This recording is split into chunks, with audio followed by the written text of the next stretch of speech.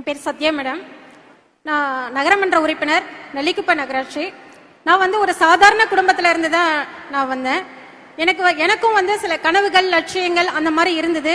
ஆனால் என்னுடைய ஏழ்மை நிலை வந்து அதுக்கு எல்லாமே முற்றுப்புள்ளி வச்சிருச்சு. ஆனால் எனக்கு திருமண வாழ்க்கை வந்து சிறப்பாக அமைஞ்சது. அந்த கனவுக்கும் லட்சியத்துக்கும் என்னுடைய கணவர் வந்து உயிர் கொடுத்தாரு. நான் அதுக்கப்புறம் என்னை வந்து ஒரு சுய உதவி குழு ஆரம்பிக்க சொன்னாங்க. 2003 நான் ஒரு சுய உதவி குழு ஆரம்பித்தேன்.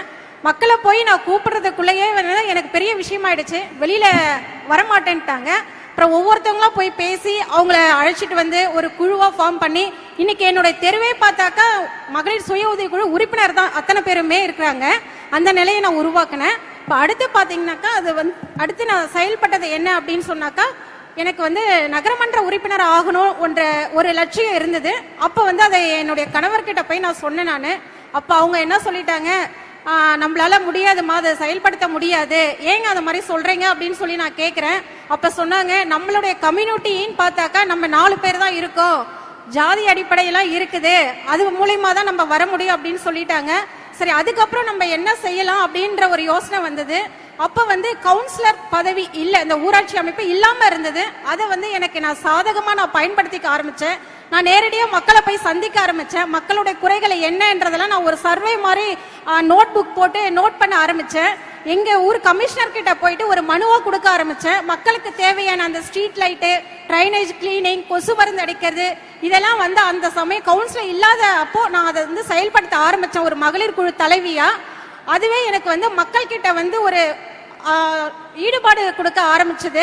அதுக்கப்புறம் எலெக்ஷன் வந்தது. அந்த டைம் நான் என் கணவர்கிட்ட போய் சொன்னேன், நான் வந்து மக்களோட மக்களா நின்னங்க, எனக்கு மக்கள் சப்போர்ட் இருக்கே, நான் நிக்கணும் அப்படின்னு சொல்லிட்டு சரின்னு சொல்லிட்டு என்னோட ஹஸ்பண்ட் வந்து சரி சப்போர்ட் பண்ணாங்க. நான் எலெக்ஷன்ல நின்னேன். எலெக்ஷன் வந்து எனக்கு ஒரு பெரிய சவாலா இருந்தது. நான் ஜெயிப்பனான்ற மாதிரி இருந்தது. அவ்வளோ இடைஞ்சல்கள் இருந்தது, அவ்வளோ துன்புறுகள், அவ்வளோ இன்னல்களை நான் சந்திச்சேன். என் கூட இருந்தது சுய உதவி குழு பெண்கள் 18 பேர் மட்டும்தான் என் கூட இருந்தாங்க. ஒவ்வொரு நாளும் 2 பேரா குறைஞ்சு போயிடுவாங்க.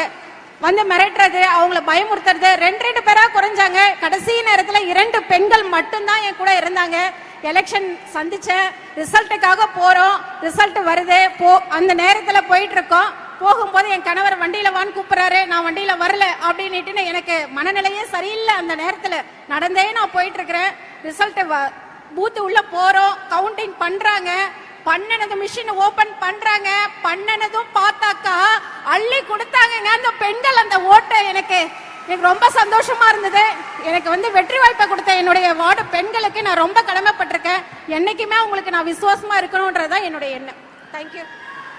ஆக்சுவலா பெண்களுக்கு ஏன் அதிகாரம் போகணுங்கிறதுக்கு இது மற்றும் ஒரு சாட்சி.